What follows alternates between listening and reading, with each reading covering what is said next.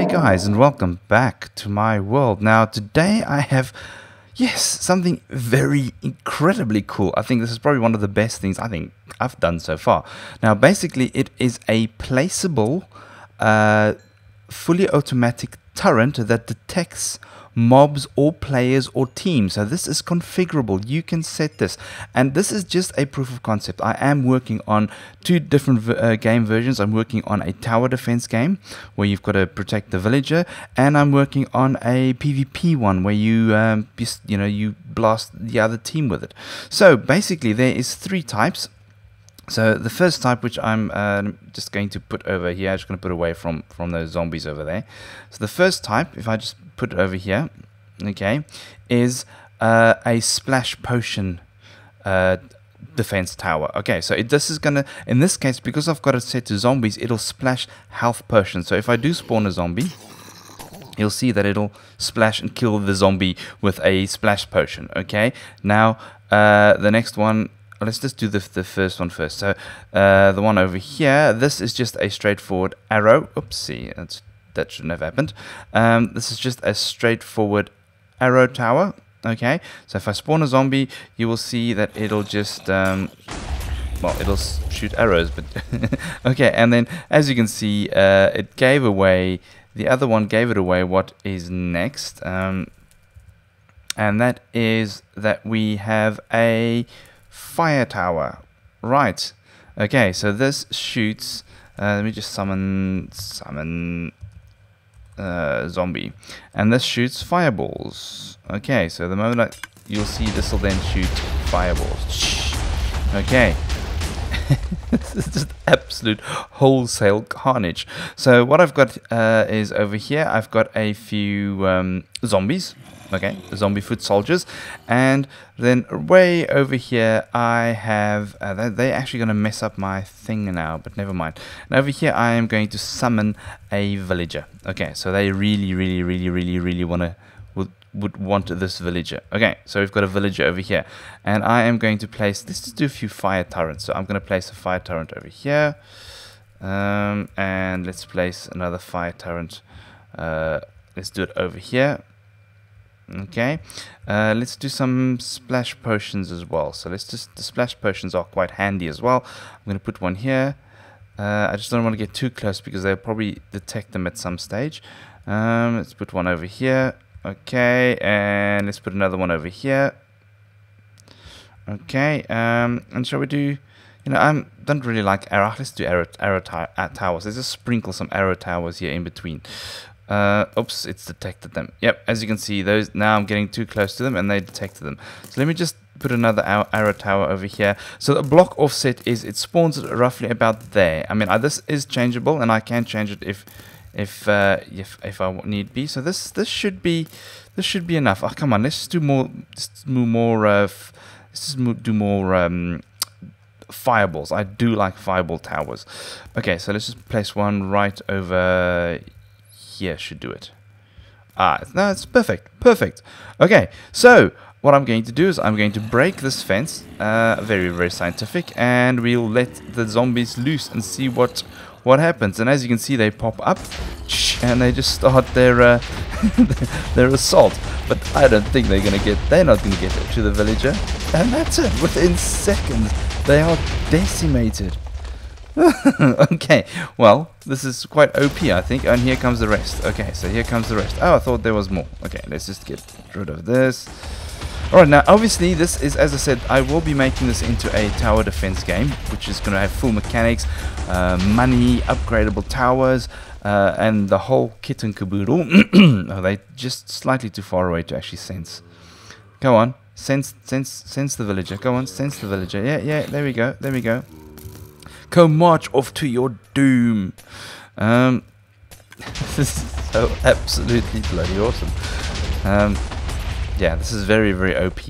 But as you can see as well, okay, that one there was gone a bit wonky. But as you can see, it actually automatically opens up when it senses a mob. So it looks all kind of like, oh, there's nothing wrong. But the moment a mob appears, it just lifts up and blast away. Now to change this is very, very easy to configure what kind of mob or what it is that it needs to detect. So for example, let's do the let's do this. This is the healing one. So let's say the healing one over here, it says test for at E-type zombie in a radius of 20 blocks. Okay, so it'll test for any zombies. I mean, if I wanted to, I can change this to skeletons, and it'll only attack skeletons now. Skeleton. So this one will attack a skeleton. Let's say this one will attack. What shall this one attack? This one can attack creeper. And let's just say keep this one at zombie. So if I now, first off, I just they will just need a quick reset, but that's very, very simple. All I do to reset them is just have them activate again. So just going to activate this one over here and activate this one over here. All right. So this will now, and this should now, in theory, reset them all. Okay. So if I just quickly spawn another tower here. Okay. So if I now summon a creeper. Which one did we do the creeper? The creeper was the explosive towers. Okay, so if I now summon a zombie, you'll see that the towers now, only the arrow towers actually activate. As you can see, only the arrow towers activate when a zombie is now nearby. However, the moment I spawn a creeper, you'll see that the actual fireball towers now activate. Okay. And there we go. And if I summon a skeleton, you will see that the potion towers now activate. So these are completely and utterly configurable. And I will, as I said, have a dashboard where you can select if it's a team. So you can even do teams. So let's say I'm in a blue team, it won't attack me, but if I'm on the red team, it will. Okay, so I'm not going to go do a tutorial on this right at this stage because it's not complicated, but it's just quite a iffy thing. Now I'm using the egg mechanic that I used in the Pokeball mon thing I made. Okay, so that when I actually so on the right hand side you'll see I've got a score called turret. Now when I use an egg, you will see that turret will go to 1. Okay, and then it will spawn. So what I'm doing is I'm checking to see if I have used a blank mob egg, because a blank mob egg doesn't actually do anything, a base mob egg. If I have, okay, I'm going to remove, or I'm going to TP. Sorry, I'm testing for what slot the actual egg is in. So you'll see that if it's in the middle slot, like so, or not the middle slot, the second slot, I will get a fire tower. So if I then change it to the first slot, okay, and I use it now, it'll now turn into an arrow tower. Oh, and this is not actually incorrect. I did actually make it so that it's got a depression so that the arrows shoot nice and straight. And if I put it in the third slot, this will now be a potion tower. Okay, now the cool thing about this is that you've got 8 slots, you can have 8 towers, so you can have it fully upgradable. I mean, this is completely upgradable once you have money and things like that. So let me just quickly do a skeleton so you can see which one activates. That one over there. That's quite OP actually. Let's just do a creeper in front of the creeper one. So if I do a creeper one over here, you'll see the creeper one will activate. So let me just get it in front of it. Okay. Whoa. Okay. Go on, creeper. Go on, creeper. You know you want it. There we go. There we go. Creeper, and last but not least, we have a zombie. Okay. This is awesome. I absolutely love this. Okay, yes, so let's go back to this. So it tests which slot I am. So there's these 3. When it finds a particular slot, so it was slot 1, it will then actually summon a command block minecart riding a redstone block and a activator rail, which will then has a clone command that clones this first structure over here. Okay, and all this structure does, it basically, these 3 blocks over here is the projectile. So this is one is arrow, This one over here is the fireball. Okay, and that one over there is the splash potion. So this is the actual ammunition. This hopper over here basically just tests to see if the mob is in range. If the mob is in range, it activates this command block, which just basically teleports or clones these blocks up here, which gives it a nice pop-up effect.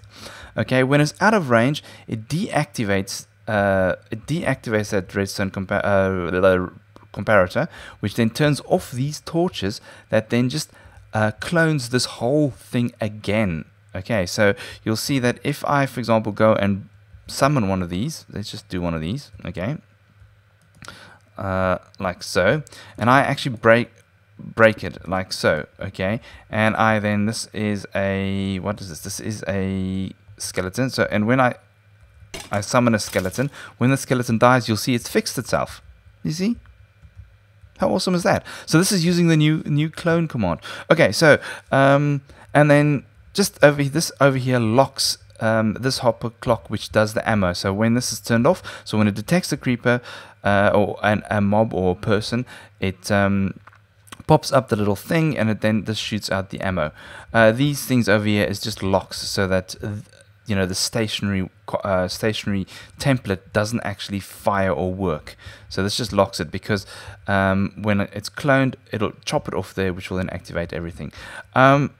Right, so let's just quickly go back. So that's how that works. So the clone command is then riding this falling sand entity.